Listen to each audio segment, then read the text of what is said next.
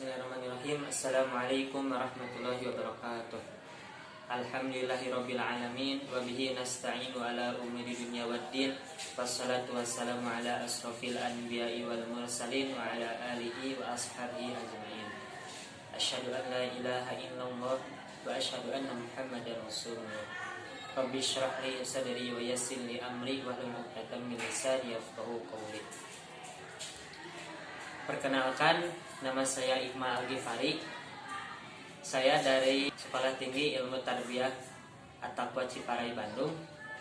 Di sini saya akan memaparkan tugas penelitian tindakan kelas yang diampu oleh Dr. Haji Hikmat Suganjar MAG. Judul penelitian saya yaitu yang berjudul pengaruh kebersihan kelas atau pengaruh toharoh terhadap kelas yang tidak kondusif di MTS kelas 7. Yang melatari judul tersebut, yang melatar belakangi judul tersebut yaitu karena kebanyakan yang di sekolah yang saya ajar, sekolahnya itu tidak kondusif. Kenapa tidak kondusif? Karena seorang guru itu harus memikirkan bagaimana cara untuk mengajar tersebut bisa fokus atau bisa belajar dengan baik. Untuk itu, kenapa saya mengambil kebersihan? Karena kebersihan itu sebagian dari iman. Sebagaimana dawuhan Nabi, an-nadhafatu minal iman. Kebersihan itu sebagian dari iman. Dan kebersihan juga itu sangat dicintai oleh Allah Subhanahu wa taala. Sebagaimana dalam firman-Nya, innallaha yuhibbut tawwabina wa yuhibbul mutatahhirin. Sesungguhnya Allah menyukai orang yang menyucikan diri atau bebersih dan menyukai orang yang bertobat kepadanya. Karena itu kebersihan itu sangat penting baik di lingkungan kelas ataupun bagi diri kita. Seperti itu latar belakangnya. Yang kedua yaitu perumusan masalah. Perumusan masalahnya yaitu bagaimana kelas yang bersih di MTS tersebut. Yang kedua, bagaimana kelas yang kondusif. Yang ketiga, bagaimana pengaruh kelas yang tidak kondusif terhadap kebersihan kelas di MTS kelas 7. Yang selanjutnya yaitu manfaat atau tujuan. Manfaatnya yang pertama untuk mendapatkan data tentang kelas yang kondusif.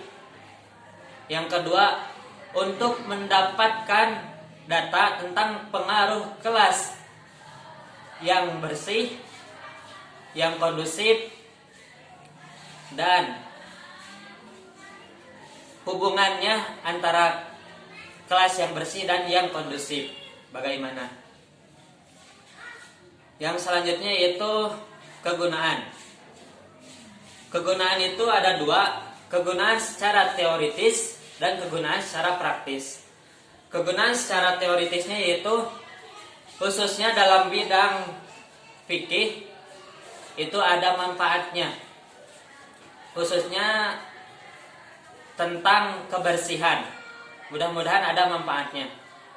Yang kedua, kegunaan secara praktis. Kegunaan secara praktis mudah-mudahan menjadi referensi khususnya dalam ilmu fikih tentang kebersihan atau toharoh. Kemudian yang terakhir, kerangka pemikiran. Kerangka pemikiran itu saya mengambilnya dua. Yang pertama, kebersihan. Yang kedua, kelas yang kondusif. Yang pertama, kebersihan. Kebersihan menurut bahasa yaitu suci. Suci dari apa? Suci dari hadas dan khobas.